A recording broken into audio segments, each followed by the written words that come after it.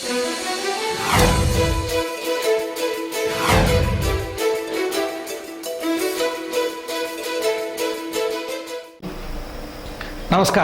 జే న్యూస్కు స్వాగతం. వార్తలు చదువుతుంది వరప్రసాదరావు.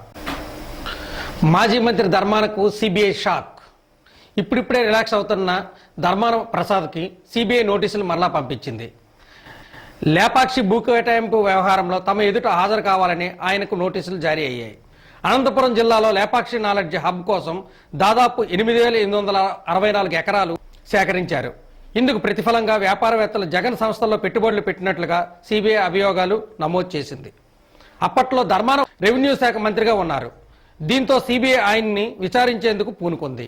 వాన్ పిక్ అంశంతో ముందుగానే అభియోగాలు ఎదుర్కొంటున్న ధర్మానకు ఈ నేపథ్యంలో విచారణ తరువాత మాజీ మంత్రి ధర్మానను కస్టడీలోకి తీసుకోవచ్చనే వాదనలు వినిపిస్తుంది.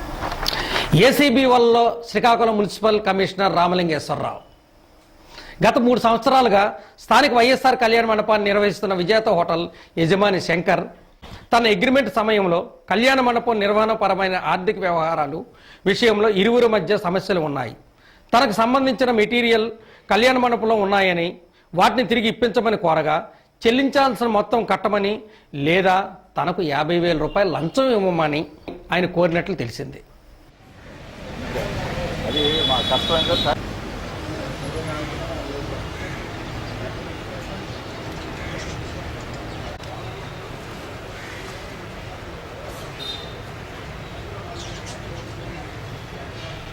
కమిషనర్ రామలింగేశ్వరరావు అతని సీనియర్ అసిస్టెంట్ పద్మనాభంను ఏసీబీ వలపని శంకర్రావు సహకారంతో రెడ్ హ్యాండెడ్గా ఈరోజు పట్టుకున్నారు.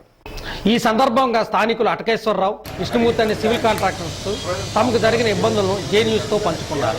ఏసీబీ అధికారి నరసింహారావు మాట్లాడుతూ ఎండి ఆయన 2010 నుంచి 2013 ఏప్రిల్ 30 వరకు కూడా ఈ వైఎస్ఆర్ కళ్యాణ మండపాన్ని మున్సిపాలిటీ దగ్గర నుంచి లీజు తీసుకొని నెలకి 57,500 రూపాయలు రెంట్ చొప్పున మున్సిపాలిటీ కట్టుతూ 3 సంవత్సరాలు దాన్ని మెయింటైన్ చేశారు.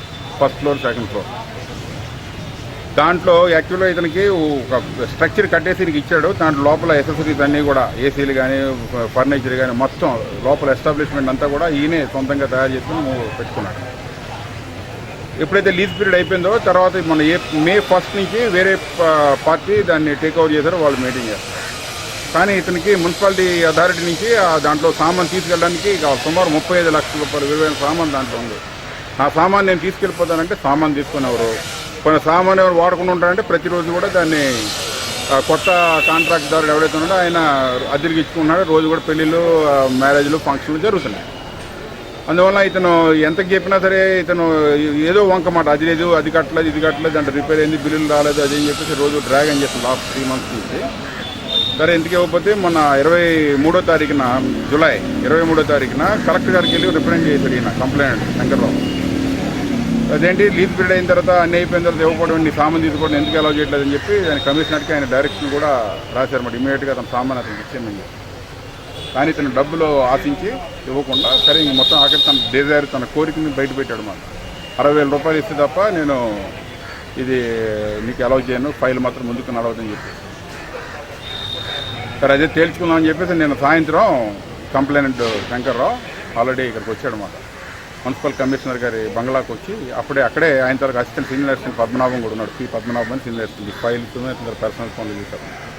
వాళ్ళిద్దరి సమక్షంలోనే 60,000 అడిగితే సార్ నేను ఇంతకుముందు చాలాసార్లు ఎన్నో ఇచ్చాను, ఇప్పుడు ఇవ్వమంటే నాకు కష్టం, నాకు పొజిషన్ బాగోలేదు, నేను ఇవ్వలేనంటే సరే ఒక 50,000 రూపాయలు ఇస్తే కానీ నీకు పని అవ్వదని చెప్పేసి కరాఖండిగా చెప్పేశారు. కానీ ఇతను శంకర్రావుకి ఇంత బాధ పెట్టి నాకు ఇంత లాస్ చేసిన తర్వాత ఇతనికి లంచం ఇవ్వడం అని చెప్పేసి అతని మనసు బాధ కలిగి ఏసీబీని ఆశ్రయించాడు. నిన్న మేము ప్రాసెస్ చేసి ఈ రోజున ఇచ్చాం. ఈ బంగ్లాలో ఇద్దరు కూడా ఆ టైంలో ఉన్నారు. సరే కంప్లైంట్ లోపలికి వచ్చి కమిషనర్ గారికి డబ్బులు ఆఫర్ చేస్తే సరే మా అసిస్టెంట్ ఉన్నారు పద్మనాభం తీసుకొని నేను తీసుకుంటాను. ఇద్దరు ఎదురెదురుగా ఉండగానే ఆ పద్మనాభం డబ్బులు తీసుకొని 2 చేతులు లెక్క పెట్టుకొని ప్యాంట్ పాకెట్లో పెట్టుకున్నాడు. సిగ్నల్ వచ్చింది, మేము గాడి చేసి పట్టుకున్నాం. మన మున్సిపల్ కమిషనర్ గారిని అలాగే ఈ అతని సీనియర్ అసిస్టెంట్ పద్మనాభం ఇద్దరిని కూడా అదుపులో తీసుకున్నాం. ఈ దాడిలో నాతో పాటు మా ఇన్స్పెక్టర్ అంటే విశాఖపట్నం ఇన్స్పెక్టర్లు, శ్రీకాకుళం మన విజయనగరం రేంజ్ ఇన్స్పెక్టర్లు అయిన రామకృష్ణ, లక్ష్మోజీ, రమేష్, ఆజాద్, మిగతా అలాగే రాఘవ ఈ సిబ్బంది అందరూ కూడా పాల్గొన్నాం. ఈ ఇద్దరిని కూడా రామలింగేశ్వర్ని ప్లస్ ఇద్దరిని అతని తాలూకా సీనియర్ అసిస్టెంట్ అయిన పద్మనాభం ఇద్దరిని కూడా రేపు రిమాండ్కి పంపిస్తాం. అవినీతిగా అంటే అంత అవినీతిగా జరిగింది సార్ ఇతని దగ్గరది. మేము బాధితులమండి. మా ఫైళ్ళు తగలబెట్టారండి.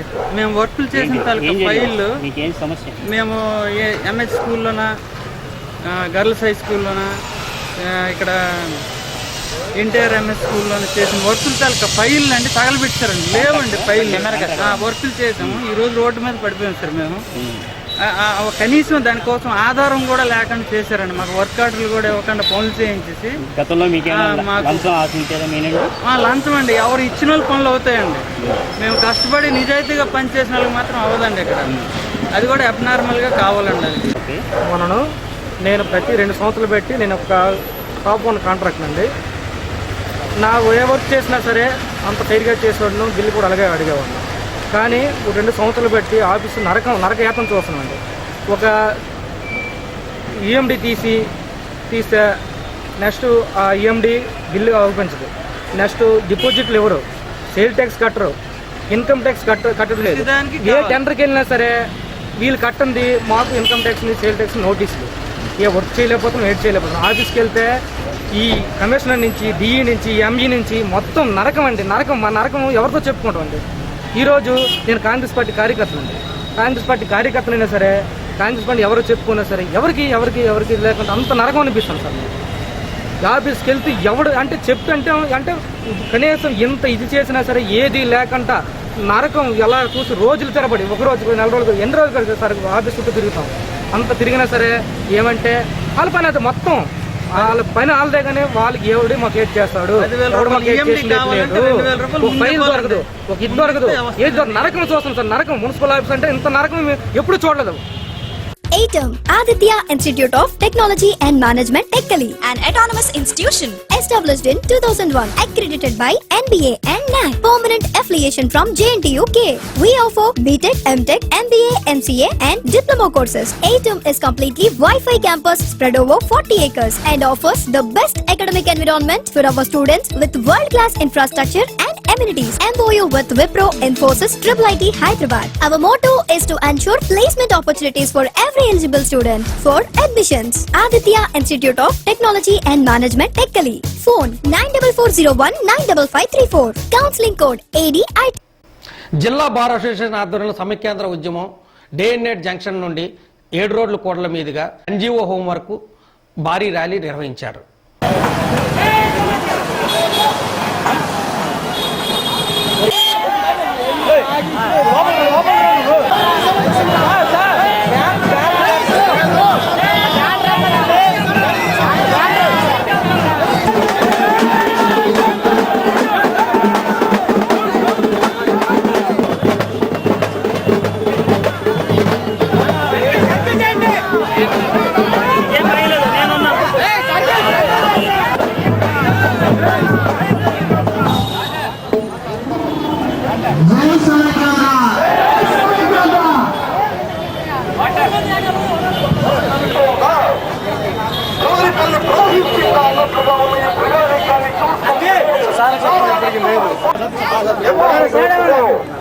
కాబట్టి మా దగ్గరే ఉండాలి. మా జీవితం మాది, మేమందరం కలిసే ఉంటాం అనేటటువంటి ఒకే ఒక్క దీక్ష. క్షమించి మీరందరూ సైకిల్ లాగా మాత్రం చేరితే మా ప్రవాహానికి అర్థమవుతుంది. ఎన్నో దేశాల నుంచి ఇందులో చేరుతున్నాయి. ఇది ఎవరూ పిలిచేది కాదు, మన కష్టాన్ని మనం నిలబెట్టుకుంటున్నాం.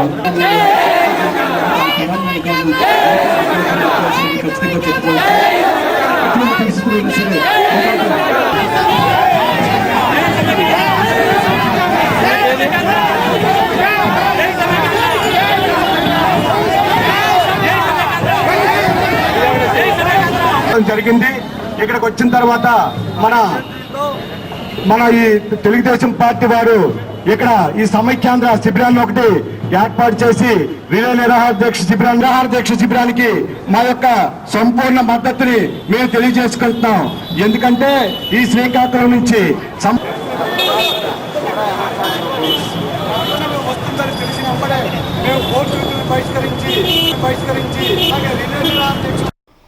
జిల్లా ఎర్రన్నాయుడు యువసేన ఆధ్వర్యంలో ఈరోజు 7 రోడ్ల కూడలి వద్ద నిరాహార దీక్ష చేస్తూ సమైక్యాంధ్రకు మద్దతు తెలిపారు.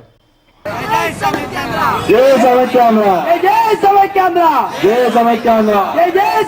స్థానిక ఫాజుల్బాగ్పేటలోని చౌక దుకాణం వద్ద స్థానిక మహిళలతో కాంగ్రెస్ కార్యకర్త అయిన కృష్ణకుమార్ ఆధ్వర్యంలో జై సమైక్యాంధ్ర అంటూ నినాదాలు చేస్తూ ఫాజుల్బాగ్పేట మొత్తం మహిళలు తిరుగుతూ తాము సమైక్యాంధ్రకు మద్దతు తెలుపుతున్నట్లు తెలిపారు. మంత్రి ధర్మాన ప్రసాదరావు ప్రతిష్టాత్మకంగా తీసుకున్న పాత బ్రిడ్జి నిర్మాణం నత్తనడకన సాగుతోంది. తన మంత్రి పదవికి రాజీనామా చేసిన మరుసటి రోజు నుంచి హుటాహుటిన నిర్మాణానికి శంకుస్థాపన చేశారు. 16 కోట్ల బడ్జెట్తో ప్రారంభించిన ఈ నిర్మాణం చుట్టుప్రక్కల 70 గ్రామాల ప్రజలు నానా ఇబ్బందులు పడుతున్నారు. నిత్యం రద్దీగా ఉండే ఈ పాత బ్రిడ్జి ప్రాంతం పిల్లలు ఆడుకునేందుకు వీలుగా మారింది. ఇకనైనా వేగవంతం చేయాలని పరిసర ప్రాంతాల ప్రజలు కోరుతున్నారు.